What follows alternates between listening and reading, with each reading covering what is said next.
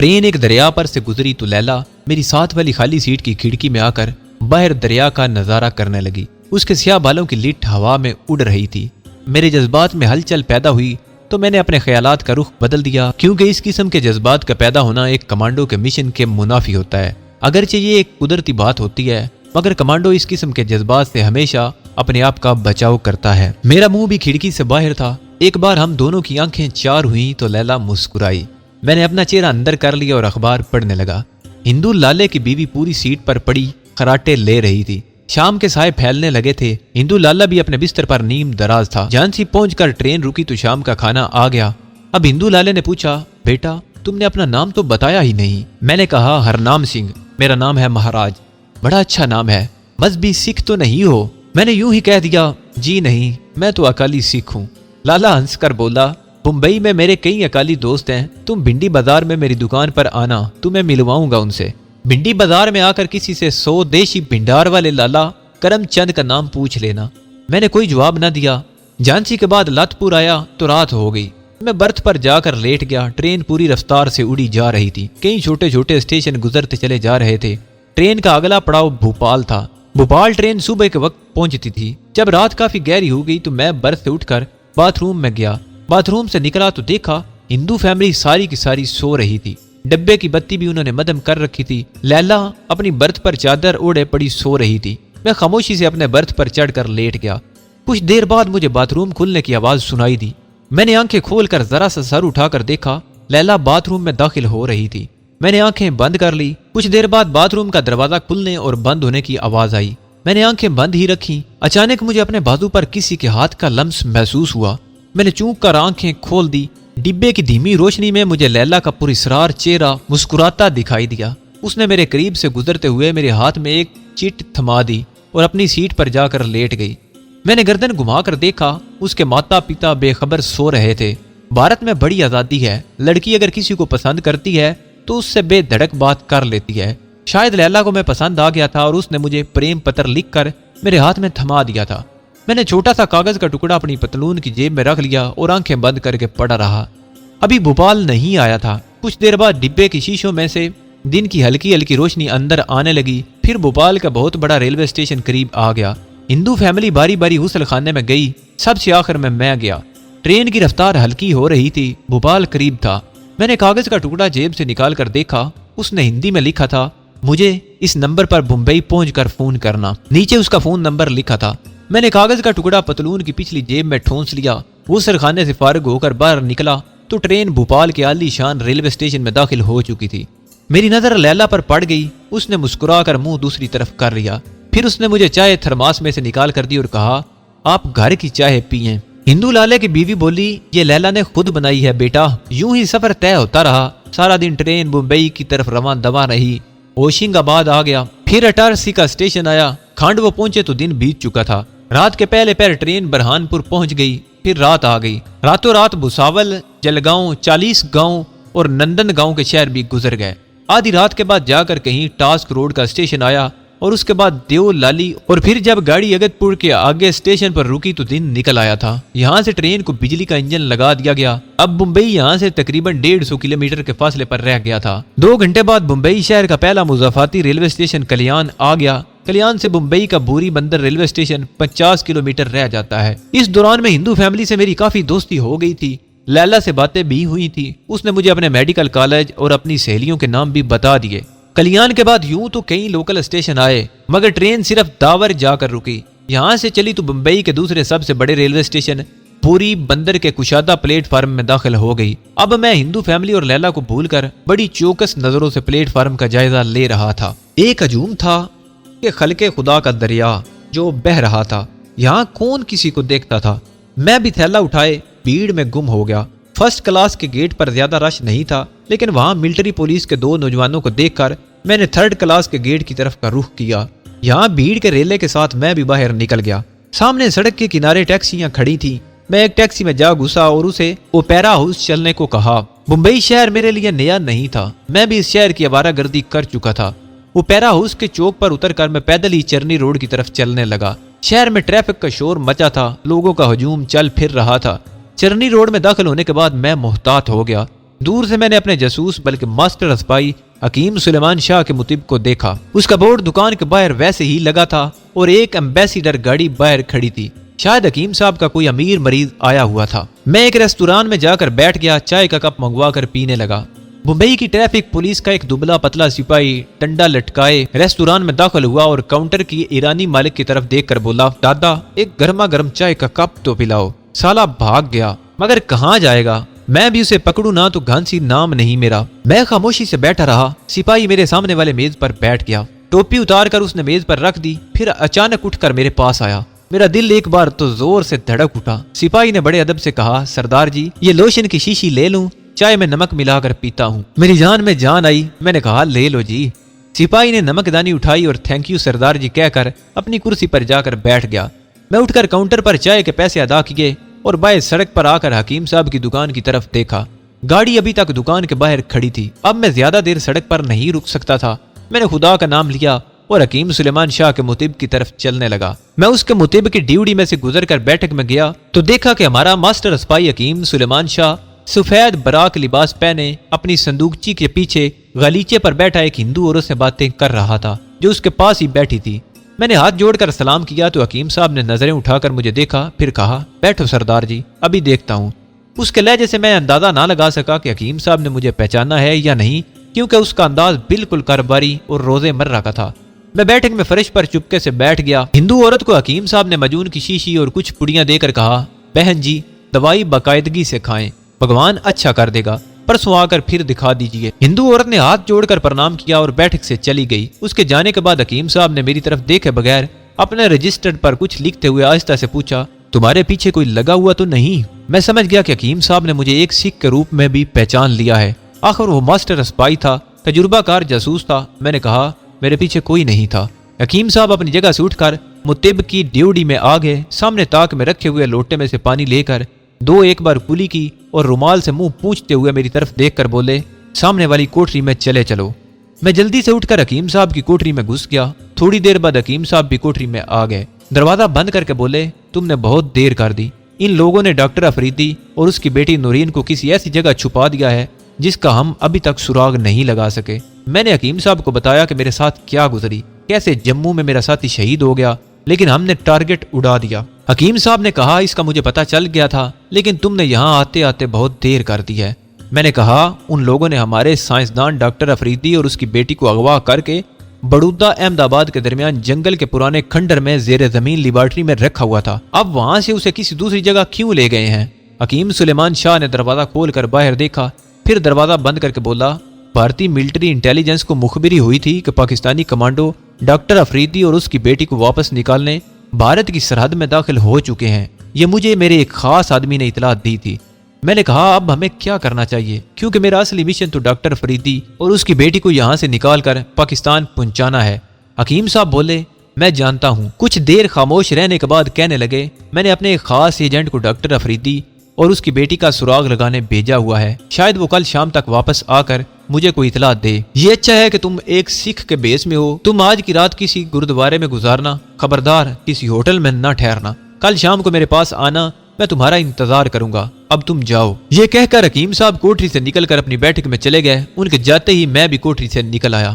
میں نے انہیں ہاتھ جوڑ کر پرنام کیا اور ڈیوٹی سے ہوتا ہوا بازار میں آ گیا۔ ممبئی شہر میں سکھوں کے کئی گردوارے ہیں، ایک بڑا گردوارہ پیلا ہاؤس کے پاس بھی ہے، جس کے ساتھ ایک سرائے بھی ہے۔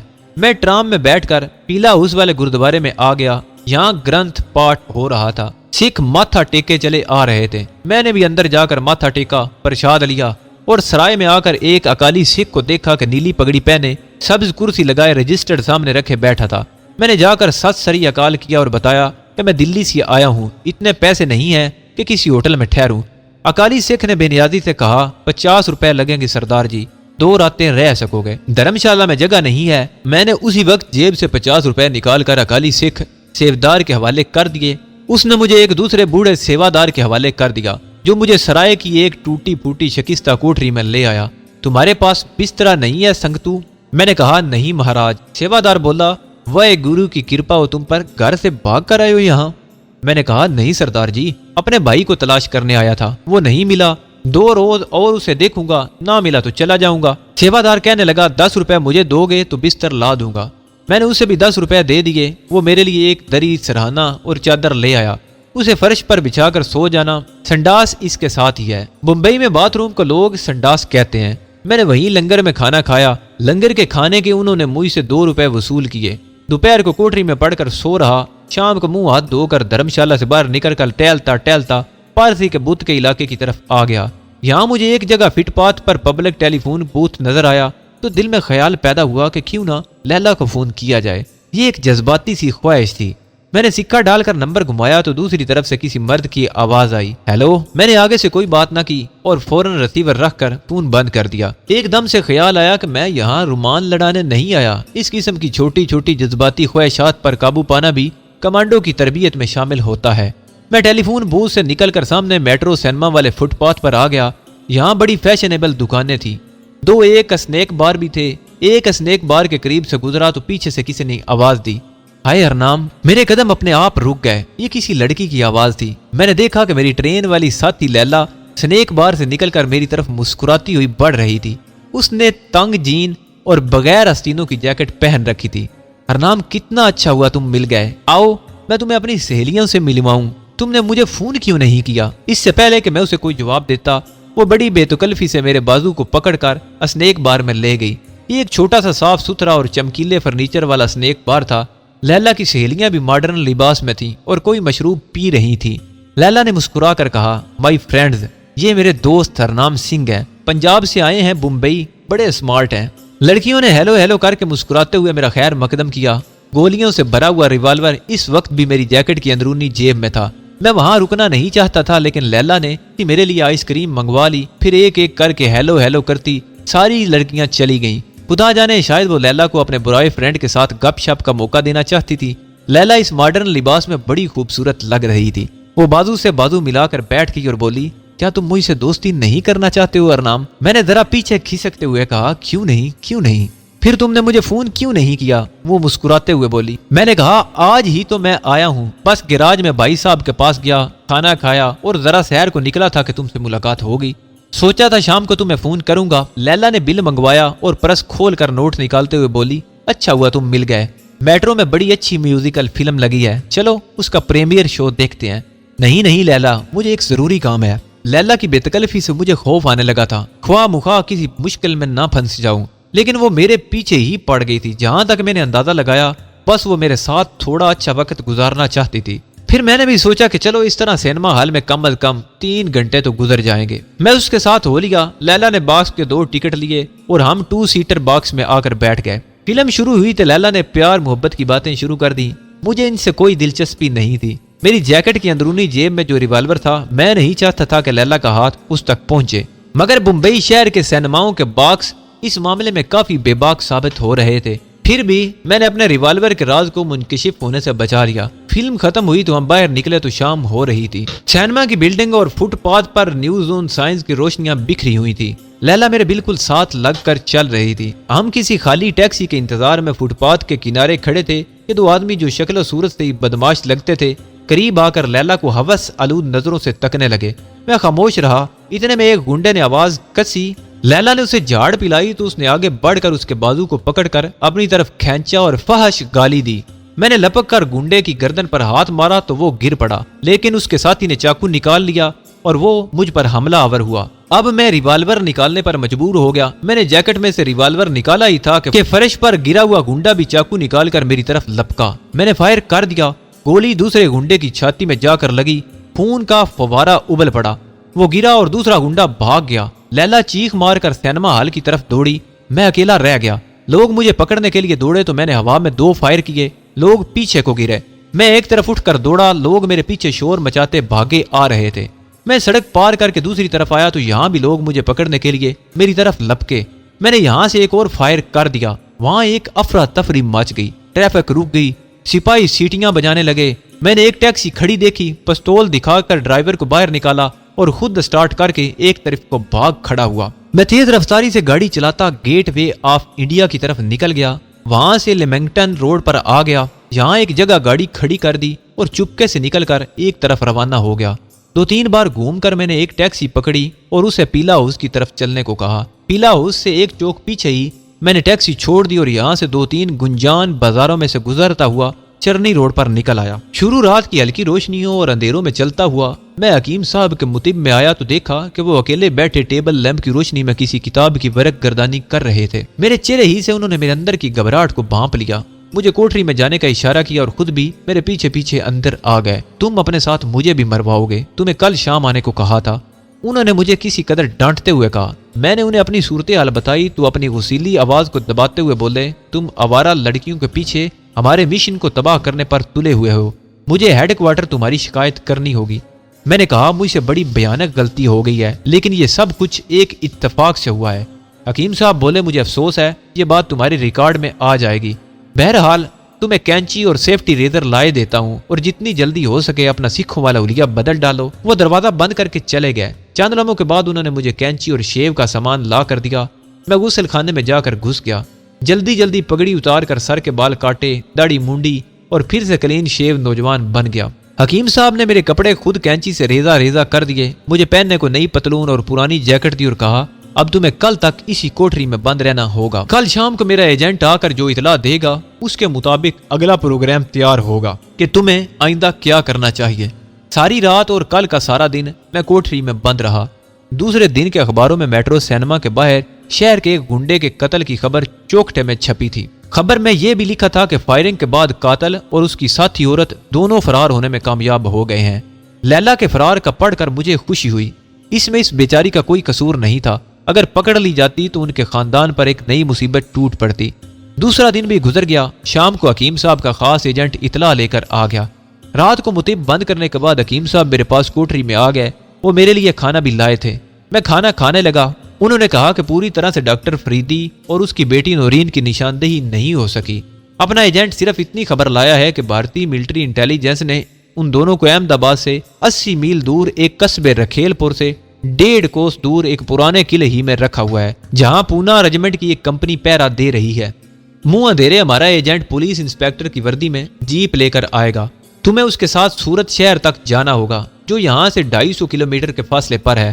صورت میں وہ تمہیں ہمارے ایک اور آدمی کے حوالے کر دے گا، وہ تمہیں اپنی نگرانی میں احمد آباد اور پھر وہاں سے قصبہ رکھیل پور تک پہنچائے گا۔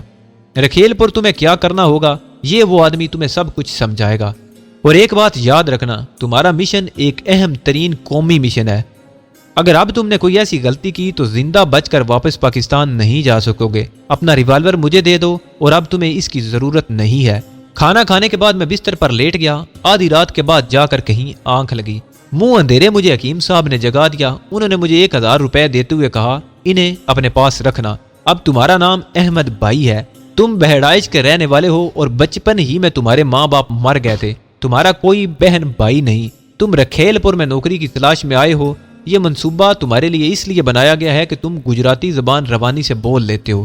رکھیل پور میں رہ کر تمہیں جو کچھ کرنا ہوگا وہ ہمارا سورت شہر والا ایجنٹ تمہیں سمجھائے گا۔ اب تیار ہو جاؤ، جیپ آ گئی ہے۔ حکیم صاحب مجھے ڈیوٹی میں لے آئے، یہاں پولیس انسپیکٹر کی وردی میں دبلا پتلا آدمی کھڑا تھا۔ حکیم صاحب نے مجھے اس سے ملایا اور کہا، انسپیکٹر صاحب آپ کا شکریہ، بس اس یتیم بچے کو سورت پہنچا دے، وہاں کوئی کام دام کرے گا، یہاں تو بیکار پھرتا ہے۔ انسپیکٹر نے مسکرا کر کہا، آپ فکر نہ کریں حکیم صاحب، میں ادھر ہی جا رہا ہوں۔ انسپیکٹر نے مجھے جیپ میں بیٹھنے کو کہا اور جیپ روانہ ہو گئی۔ جیپ ساری رات سڑک پر چلتی رہی، راستے میں صرف ایک جگہ رک کر ہم نے ایک چائے خانے میں چائے کا ایک کپ پیا۔ ایک جگہ پولیس نے چیکنگ کے لیے روکا تو پولیس انسپیکٹر کو دیکھ کر سپاہی سلیوٹ مار کر الگ ہٹ گئے۔ صبح جیپ ایک چھوٹے سے شہر میں پہنچی جس کا اب نام مجھے یاد نہیں رہا۔ ہم نے ناشتہ کیا، پولیس انسپیکٹر کی ہر جگہ آؤ بھگت ہوتی رہی، کسی کو بھی خبر نہیں تھی کہ یہ شخص ہمارا خفیہ ایجنٹ ہے۔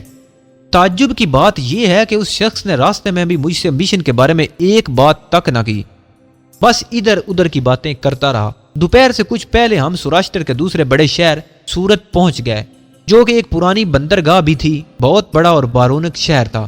پولیس انسپیکٹر مجھے شہر سے باہر مضافات میں بنے ہوئے ایک کوارٹر میں لے گیا، یہاں 2-3 پرانی کھٹارا کاریں باہر کھڑی تھی۔ کوارٹر کے صحن میں ایک مضبوط جسم کا آدمی قمیض اور میلی سی پتلون پہن ایک انجن کی مرمت کر رہا تھا۔ پولیس انسپیکٹر کو دیکھ کر اس نے سلام کیا اور اپنے شاگرد سے کہا کہ جا کر بازار سے کھانے کو مچھلی وغیرہ لے آئے۔ جب لڑکا چلا گیا تو پولیس انسپیکٹر نے اسے کہا، دادا حکیم صاحب نے اسے بھیجا ہے، باقی تم کو سب کچھ معلوم ہی ہے۔ وہ آدمی جس کا نام دادا تھا یا اس کا لقب تھا؟ بولا کوئی بات نہیں، اس کا نام احمد بھائی ہے نا؟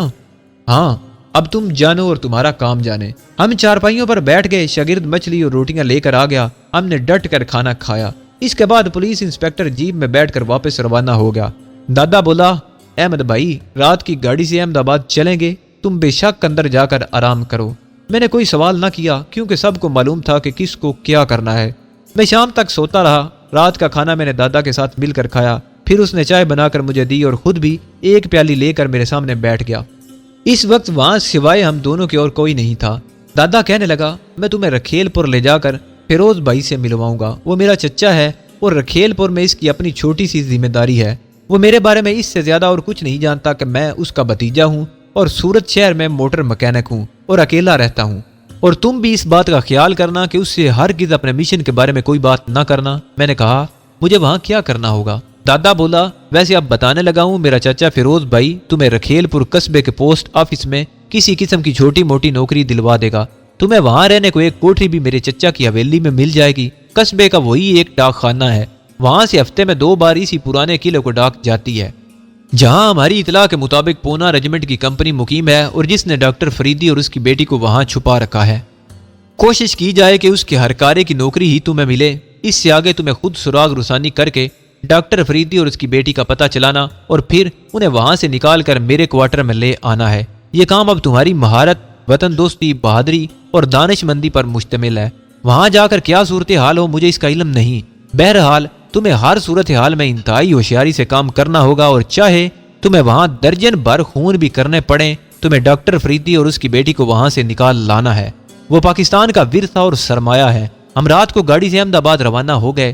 سورت سے احمد آباد کا فاصلہ 200-300 کلومیٹر ہے۔ ٹرین بھی ایکسپریس تھی۔ اس نے ہمیں دوسرے دن کوئی 9 بجے صبح احمد آباد پہنچا دیا۔ ہم نے اسٹیشن کے سامنے ایک ہوٹل میں بیٹھ کر ناشتہ کیا۔ ہم وہاں گجراتی زبان ہی بول رہے تھے۔ یہاں سے ہم ایک کھٹارا بس میں سوار ہو کر قصبہ رکھیل پور کی طرف چل پڑے۔ 80 میل کا یہ فاصلہ بس نے راستے میں کئی جگہ آرام کرنے کے بعد 4 گھنٹوں میں طے کیا۔ رکھیل پور ہری بھری بستیوں، اونچی نیچی سرسبز پہاڑیوں اور گھاس کے میدانوں اور گھنے درختوں میں گھرا ہوا ایک قصبہ تھا۔ اس کی اہمیت اس لیے بھی زیادہ تھی کہ یہاں گنا اور کپاس کی فصل بہت ہوتی تھی۔ میں اپنے رہنما کے ساتھ اس کے ادھیڑ عمر چچا فیروز بھائی کی حویلی میں داخل ہوا تو ہماری بہت آؤ بھگت ہوئی۔ فوراً مرغیاں ذبح کر دی گئی اور گھر میں پراٹھے پکنے لگے۔ بڑے مزے سے کھانا کھایا۔ دادا نے اپنے چچا فیروز بھائی کو میرے بارے میں وہی کچھ بتایا جو کہ اس نے مجھے بتایا تھا۔ فیروز بھائی اپنی خشخشی داڑھی کھجاتے ہوئے بولا ارے اس لونڈے کو صورت میں کوئی کام نہیں ملا؟ دادا بولا چچا یہ گاؤں میں کام کرنا چاہتا ہے، لڑکا بڑا شریف اور محنتی ہے، 10 جماعت پڑھا بھی ہوا ہے، ڈاک خانے میں لگا دو، اس کو پہلے اس کام کا تجربہ بھی ہے اور بہڑائچ میں یہ ڈاک بابو رہ چکا ہے۔ فیروز بھائی نے کہا اچھا چلو میں کشن داس سے بات کروں گا۔ کشن داس قصبے کے پوسٹ آفس میں پوسٹ ماسٹر تھا، نہایت شریف اور سیدھا سادہ آدمی تھا۔ فیروز چچا سے اس کی بڑی دوستی تھی۔ دوسرے روز فیروز چچا مجھے اس کے پاس لے کر گیا۔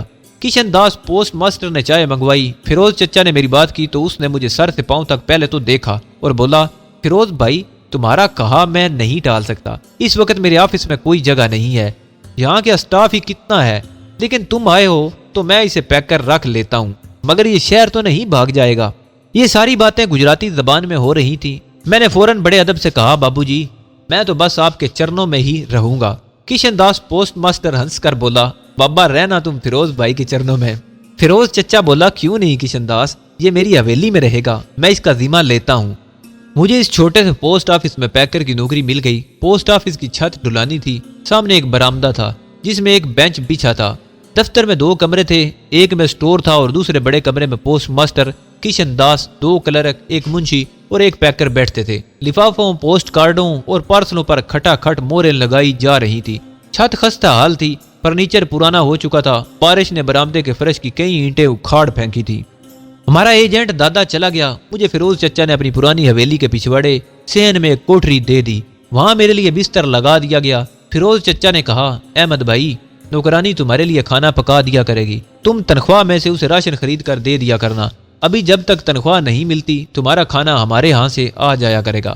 میں نے پوسٹ آفس جانا شروع کر دیا۔ میرے چارج لینے کے تیسرے روز ایک ڈاکیا پرانے قلعے والی ریجیمنٹ کی ڈاک کا تھیلا لے کر سائیکل پر چل دیا۔ معلوم ہوا کہ واقعی پرانے قلعے میں ہفتے میں 2 بار ڈاک جاتی تھی۔ میں خاموشی سے اپنا کام کرتا اور چھٹی کے وقت अपनी कोठरी में आकर पड़ा रहता। हवेली से नौकर रोटियां और साग वगैरह लेकर आ जाता। मैंने अपने हुस्न सलूक और शराफत से दफ्तर के सारे आदमियों को अपना गर्विदा बना लिया। मेरे पास 1000 रुपए मौजूद थे जो मैंने कोठरी में अपने सराहने के अंदर छुपा कर रख लिए थे। अपनी ईमानदारी का सिक्का बिठाने के लिए मैंने एक रोज 10 रुपए का नोट खुद ही पोस्ट ऑफिस के बरामदे में एक तरफ बेंच के नीचे गिरा दिया, फिर खुद ही उसे उठाकर पोस्ट मास्टर किशन दास के पास ले गया। बाबूजी, ये 10 रुपए का नोट मुझे बेंच के पास पड़ा मिला है, जिसका हुआ उसको दे दीजिएगा। पोस्ट मास्टर मेरी दयानतदारी से बेहद मुतासर हुआ। उसने मुझे शाबाश दी और सारे स्टाफ के सामने मेरी ईमानदारी की तारीफ की। जो डाकिया हफ्ते में 2 बार रेजिमेंट की कंपनी की तरफ डाक लेकर जाता था, उसका नाम लाखन डिसाई था। बेचारा कमजोर सा आदमी था, उम्र 40 से ऊपर हो गई थी। कस्बे के ही बोसीदा मकान में बाल बच्चों के साथ रहता था। छोटा सा एक खेत भी था जहां थोड़ी बहुत तरकारी और अनाज पैदा हो जाता था। मैंने उस डाकिये से दोस्ती कर ली। मैं उसकी बड़ी खिदमत करता। एक रोज उसके घर बच्चों के लिए मिठाई लेकर चला गया। डाकिये की अधेड़ उम्र बीवी बहुत खुश हुई। लाखन डिसाई भी मुझसे बड़ी मोहब्बत करने लगा। मैं आधी रात छुट्टी के वक्त उसके पास बरामदे में बैठ जाता। हम दोनों बीड़ियां सुलगाकर चाय बनाकर पीते और बातें किया करते। एक रोज बातों ही बातों में मैंने उसे कहा कि लाखन बाबू, ये कम वक्त फौज वालों को क्या पड़ी थी कि इस जंगल में अपना हेडक्वार्टर बना लिया। तुम्हें हफ्ते में 2 बार साइकिल चलाते वहां जाना पड़ता है। लाखन डिसाई ने बीड़ी का कश लगाकर कहा, अहमद भाई, इन फौज वालों की कुछ ना पूछो, ये तो जहां चाहें मोर्चा लगा लें। मैंने कहा, बाबू वैसे वहां तोपें लगी हुई हैं क्या? वो बोला, अरे तोपें कहाँ लगी हैं, बस एक दफ्तर सा बना हुआ है जहां बाहर सिपाही पहरा देता है। एक कप्तान साहब दफ्तर में सारा दिन बैठे सिगरेट पीते रहते हैं। डाक लेकर जाता हूं तो कभी कभी मुझे भी सिगरेट पिला देते हैं। मैंने कहा, मगर मक्खर लाल बाबू, वहां तो फिरोज चचा कह रहे थे कि कोई पुराना किला है जहां भूत रहते हैं। लाखन डिसाई हंस पड़ा। उसके जर्द दांत नजर आने लगे। अरे अहमद भाई, किले में भूत होते तो फौजी कैसे वहां रहते? भूतों से तो फौजी भी पनाह मांगते होंगे। भूतों पर गोली थोड़ी असर करती है। मैंने कहा, लाखन बाबू किसी रोज मुझे अपने साथ ले चलो, मैं भी भूतों का किला देखूंगा। लाखन डिसाई बोला, किसी रोज ले चलूंगा, मगर तुम्हें अपनी साइकिल लेकर चलना होगा। भाई, मैं तुम्हें बिठाकर साइकिल नहीं चला सकता, मगर ड्यूटी के वक्त तुम कैसे जाओगे? मैंने झट से कहा, अच्छा ऐसा करते हैं कि किसी रोज एतवार को पुराना किला देखने चलेंगे, वहां हमें कोई पकड़ तो नहीं लेगा। मैंने कहा। लाखन डाकिये ने गर्दन उठाकर कहा, अरे कप्तान साहब तो मेरी बहुत इज्जत करते हैं, खुद सिगरेट पेश करते हैं, तुम चलकर देख लेना। मैंने राजदारी से कहा, लाखन बाबू, दफ्तर में किसी को खबर ना हो, किशन दास जी को पता चल गया तो ख्वाह मुखा नाराज होंगे कि अहमद भाई तुम क्यों चले गए थे, मैं तो सिर्फ भूत प्रेत का किला देखने जा रहा हूँ। लाखन बोला, अरे तुम फिक्र ना करो, मैं किसी को नहीं बताऊंगा। इस एतवार को तुम मेरे पास घर आ जाना, हम दोनों मिलके चलेंगे। मैंने कस्बे के हलवाई की दुकान से शेर भर मिठाई टोकरी में रखवाई और डाकिये लाखन डिसाई के घर पहुंच गया। क्योंकि मेरा मिशन लेट हो रहा था और मुझे मालूम था कि मुझे डाकिये की नौकरी शायद अभी 6-7 साल तक न मिल सके। लाखन डिसाई और उसके बच्चे मिठाई देखकर बड़े खुश हुए। मैंने बच्चों को 1-1 रुपया भी दिया। इस डाकिये ने देर से ब्याह किया था, बच्चे अभी भी छोटे ही थे। थोड़ी देर बाद हम जंगली पगडंडी पर साइकिल चलाते फौजी किले की तरफ चले जा रहे थे। साइकिल में खुद चला रहा था। लाखन को मैंने पीछे बिठा रखा था। जंगल हरा भरा था, यहाँ सरसब्ज खेत भी थे जहाँ इमली और साल के दरख्त साया किए हुए थे। ताड़ के दरख्त भी बहुत थे। लाखन डिसाई कह रहा था कि यहाँ कभी जंगल से शेर चीते आ जाया करते थे, कभी कभी डाकुओं का गुजर भी होता था, लेकिन जब से पुराने किले में फौजियों ने आकर डेरा जमाया है, ये दोनों मुसीबतें खत्म हो गई हैं। कोई कहता है यहाँ तेल निकलने वाला है, इसलिए फौज ने छावनी डाली है। कोई कहता है किले में खतरनाक कैदी रखे जाते हैं जिन पर फौजी पहरा लगा है। कभी कभी यहाँ शहर से बड़े फौजी अफसर भी आते हैं। मैं सब कुछ सुन रहा था और ज़हन में उलझे हुए तारों को सुलझाने की कोशिश कर रहा था। अगर ऐसी बात थी तो वहाँ किसी सिविलियन को जाने की इजाज़त नहीं होगी। खैर, लाखन डाकिये को तो इंडियन फौजी जानते थे, हो सकता है वो मुझसे पूछगछ करें, लेकिन लाखन डाकिया संभाल लेगा। मैं इन्हीं सोचों में गुम जंगली रास्ते पर साइकिल चलाए जा रहा था। दूर से ताड़ के दरख्तों में से उभरी हुई मुझे किले की पुरानी दीवार दिखाई दी। लाखन बोला, वो सामने किला है, साइकिल बाईं जानब वाली पगडंडी पर डाल दो। किले के दरवाजे पर एक ढुलानी छत वाला कमरा बना था, जिसके आगे बरामदे में 2 फौजी स्टेन गन थामे पहरा दे रहे थे। सामने एक गोल दायरे में फूलों के गमले सजे हुए थे, जिनके दरमियान पूना रेजिमेंट का झंडा लहरा रहा था। लाखन ने कहा, यहाँ साइकिल से उतरना है। हमें देखते ही फौजियों ने हल्ट कहकर हमें रोक दिया। लाखन डिसाई ने हाथ जोड़कर प्रणाम किया और बोला, महाराज, मैं हूँ लाखन डाकिया, आज इतवार है, वर्दी में नहीं हूँ। ये मेरा साथी अहमद भाई पैकर है। हम जंगल में ताड़ी के मटके लगाने आए थे, सोचा आपको नमस्कार करता चलूं। میں نے لاکھن ڈیسائی کو چلنے سے پہلے سمجھا دیا تھا کہ وہ فوجیوں کو یہ ہرگز نہ کہے کہ میں قلعہ دکھانے آیا ہوں، کیونکہ اس طرح فوجی لوگ شک کرتے ہیں۔ لاکھن نے تاڑی کے مٹکے لگانے کا بہانہ بنایا۔ فوجی گارڈ نے لاکھن کو پہچان لیا تھا۔ دونوں حوالدار رینک کے تھے اور کرمزی رنگ کی بیرٹ ٹوپیاں پہنے ہوئے تھے جن پر ریجمنٹل نشان لگے ہوئے تھے۔ ایک فوجی نے قریب آ کر مجھے غور سے دیکھا اور لاکھن سے پوچھا، اس کو ہم نے پہلے یہاں نہیں دیکھا۔ میں عاجزی سے ہاتھ جوڑ کر مسکرانے لگا جیسے مجھے کچھ پتہ ہی نہیں ہے۔ لاکھن ڈاکیا بولا، مہاراج یہ ڈاک خانے میں نیا نیا بھرتی ہوا ہے، فیروز بھائی کا بھتیجا ہے، اس کو تاڑی کا بہت شوق ہے مہاراج۔ میں نے مسکین صورت بنا رکھی تھی، ہاتھ جوڑ کر کہا، ہاں مہاراج، یہاں کے درختوں کی تاڑی بڑی مزیدار ہوتی ہے۔ اتنے میں دوسرے فوجی نے برآمدے میں سے آواز دی، اس کو یہاں لاؤ کشن لال۔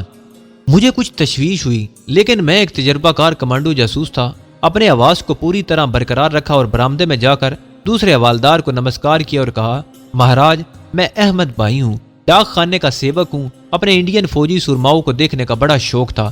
بھگوان کی کرپا ہے کہ آپ کے درشن ہو گئے۔ میں گجراتی ہی میں بات کر رہا تھا جبکہ وہ دونوں حوالدار مرہٹا تھے، مگر گجراتی بول اور سمجھ لیتے تھے۔ لاکھن ڈیسائی بھی سائیکل کھڑی کر کے قریب آ گیا۔ ہم برآمدے کے فرش پر بیٹھ گئے تھے۔ دوسرا حوالدار مجھے ابھی تک گہری نظروں سے دیکھ رہا تھا۔ صاف لگ رہا تھا کہ یہ معمولی حوالدار نہیں ہے بلکہ ملٹری انٹیلیجنس کے آدمی ہے جو نظروں ہی سے دشمن کو پہچان لیتے ہیں۔ میں بھی کچی گولیاں نہیں کھیلا تھا، ایک ایسی اداکاری کر رہا تھا کہ بھارتی حوالدار کو الجھن میں ڈال دیا۔ اتوار کی وجہ سے کوارٹر کارڈ کا دفتر بند تھا۔ لاکھن ڈیسائی کہنے لگا، مہاراج اس بار آتے ہوئے آپ کے گھر کا گھی لاؤں گا، حکم کریں تو مرغیاں بھی کاٹ کر لے آؤں گا۔ حوالدار کشن لال مسکرایا، لاکھن بابو مرغیاں لانی ہو تو اتوار کو لایا کرو۔ میں نے اس دوران تھوڑا سا جائزہ لے لیا تھا۔ یہ آفس قلعے کے دروازے کے بالکل سامنے تھا۔ قلعے کے دروازے پر خاردار باڑ والا لوہے کا جنگلہ لگا تھا، وہاں بھی ایک انڈین فوجی پہرا دے رہا تھا۔ بائیں جانب درختوں میں کچھ کوارٹر بنے تھے، یقیناً یہاں آفس میں کام کرنے والے فوجی رہتے ہوں گے۔ ادھر سے بھینس کے بولنے کی آواز مسلسل آ رہی تھی۔ دوسرا مرہٹا حوالدار بولا، لاکھن تم جاؤ، اپنے دوست کو ہمارے پاس چھوڑ دو، ہم اسے کل بھیج دیں گے۔ یہ سنتے ہی میرے پاؤں تلے سے زمین نکل گئی۔ لاکھن ڈیسائی ڈاکیا بھی پریشانی کی حالت میں ہاتھ جوڑ کر بولا، مہاراج شمع کریں، یہ تو اپنا آدمی ہے۔ مرہٹا حوالدار نے اسے ڈانٹتے ہوئے کہا، تم جاؤ، ہم کل اسے واپس بھیج دیں گے۔ میں بظاہر احمقوں کی طرح ہاتھ باندھے کھڑا سب کا منہ تک رہا تھا، لیکن اندر سے فکر مند تھا۔ تاہم ملٹری انٹیلیجنس کے بارے میں مجھے یقین تھا کہ وہ چاہے کتنا تشدد کر لیں مجھے بے نقاب نہ کر سکیں گے۔ اور پھر میں تو اب بھارتی CID کی اذیتیں سہ سہ کر پختہ ہو گیا تھا۔ میرا ساتھی لاکھن ڈاکیا مرہٹا حوالدار کے حکم سے سائیکل چلا کر چل دیا۔ اب دونوں مرہٹا حوالدار میری طرف متوجہ ہوئے۔ ان میں سے ایک کا نام تو کشن لال تھا اور دوسرے کا نام کھمباٹے تھا۔ کھمباٹے حوالدار نے کشن لال کو حکم دیا کہ مجھے اندر لے جا کر بند کر دیا جائے، اور چھوٹی مونچھوں والا حوالدار کشن لال مجھے قلعے کے دروازے کے جنگلے میں سے گزار کر اندر لے گیا۔ میں چور نظروں سے ہر شے کا بغور مشاہدہ کر رہا تھا۔ یہ ڈیوڈی چھوٹی سی تھی اور اس کے آگے کشادہ لان تھا جہاں دائیں بائیں دو ایک کمرے تھے۔ انہی میں ایک چھوٹی سی حوالات بھی بنی ہوئی تھی جس میں سلاخوں والا ایک دروازہ لگا تھا۔ اس نے مجھ سے کوئی بات کہے بغیر مجھے ان حوالات میں بند کر کے باہر تالا لگا دیا۔ جب حوالدار کشن لال چلا گیا تو میں سوچنے لگا کہ ان فوجیوں کو مجھ پر شک ہے کہ میں کوئی غیر ملکی ایجنٹ ہوں اور اب وہ مجھ سے پوچھ گچھ کریں گے۔ ہو سکتا ہے یہ پوچھ گچھ رات کے وقت ہو، کیونکہ چھٹی کی وجہ سے فوجی گارڈ کا انچارج مرہٹا کیپٹن وہاں موجود نہ تھا۔ میرے پاس کوئی ایسی نشانی یا علامت نہیں تھی کہ جس کی وجہ سے وہ میرا جاسوس ہونا ثابت کر سکتے ہیں۔ میں نے اپنے آپ کو گجراتی مسلمان ظاہر کیا تھا اور میں مسلمان ہی تھا۔ میڈیکل معائنے سے بھی میں مسلمان ہی ثابت ہوتا۔ ہاں، اگر میں یہاں ایک ہندو گجراتی نوجوان کی حیثیت سے آتا تو میں پھنس سکتا تھا۔ دوسرے میں ہندی اور تامل بھی روانی سے بول سکتا تھا، اور یہ خوبی مجھے ہندوستانی ثابت کرنے میں میری مددگار ثابت ہو سکتی تھی۔ میں اسی ادھیڑ بن میں تھا کہ حوالدار کشن لال میرے لیے تام چینی کے مگ میں چائے لے کر آ گیا اور بولا، یہ لو چائے پیو، کیپٹن سنگھ ابھی آ رہے ہیں، پھر تم سے دو باتیں ہوں گی۔ میں چائے کا مگ تھامتے ہوئے عاجزی سے بولا، سنتری جی مجھے کیوں حوالات میں ڈالا ہے؟ میں نے تو کوئی جرم نہیں کیا۔ حوالدار کشن لال خاموشی سے چلا گیا۔ تھوڑی دیر بعد پھر آیا اور مجھے حوالات سے نکال کر کوارٹر گارڈ کے آفس میں لے گیا۔ اب دفتر کھلا تھا اور اندر میز کے پیچھے ایک گہرے سانولے رنگ کا نوجوان فوجی کپتان کی وردی میں میز پر ٹانگے رکھے بیٹھا چائے پی رہا تھا۔ یہی کیپٹن سنگھ تھا۔ اس کے ایک ہاتھ میں بید کی چھڑی تھی جس کو آہستہ آہستہ وہ اپنی پنڈلی پر مار رہا تھا۔ حوالدار نے سلیوٹ مار کر کہا، سر یہ ہے وہ جوان۔ کیپٹن سنگھ نے بید کے اشارے سے حوالدار کو باہر جانے کا اشارہ کیا۔ حوالدار سلیوٹ مار کر دفتر سے نکل گیا۔ میں ہاتھ باندھے خاموشی سے کھڑا تھا اور چہرے پر بڑی احمقانہ مسکراہٹ طاری کر رکھی تھی۔ کیپٹن سنگھ نے مجھے کرسی پر بیٹھنے کا اشارہ کیا۔ میں نے ہر قسم کی صورتحال کا مقابلہ کرنے کے لیے اپنے آپ کو تیار کر لیا تھا۔ کیپٹن سنگھ مجھے اپنی چھوٹی چھوٹی پیازی آنکھوں سے مسلسل تک رہا تھا۔ میں نے نظریں جھکا لی۔ کیپٹن چائے کا مگ میز پر رکھتے ہوئے کرسی پر سے اٹھا اور ٹہلتا ہوا عقبی کھڑکی کی سلاخوں کے پاس جا کر باہر دیکھنے لگا، پھر پلٹ کر میرے قریب آیا۔